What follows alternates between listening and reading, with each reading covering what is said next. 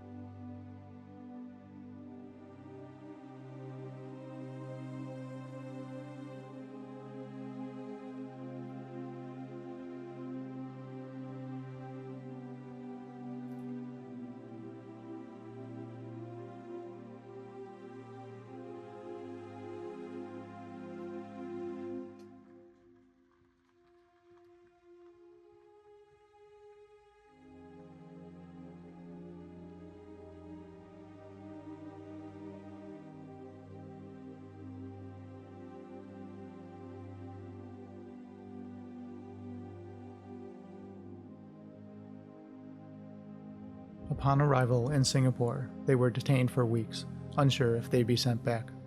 But eventually, fate smiled on them. They were granted asylum and soon resettled in the United States, where Khiêm continued his career as an aviator. His daring escape became one of the most remarkable stories of survival from the Vietnam War.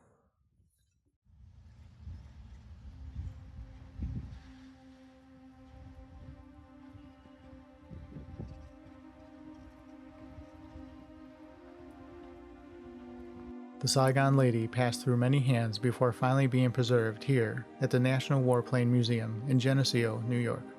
She stands today as a reminder of the courage it takes to seek freedom and the incredible risks some will take to protect the ones they love.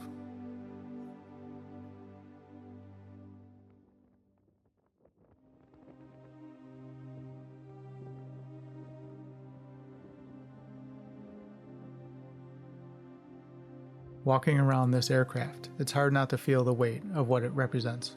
It's more than aluminum, rivets, and engines. It's a story of hope. If you enjoyed this story, be sure to subscribe, hit the like button, and share it with a fellow aviation enthusiast. And if you're ever near Geneseo, New York, come visit the Saigon Lady for yourself and stand in the shadow of history.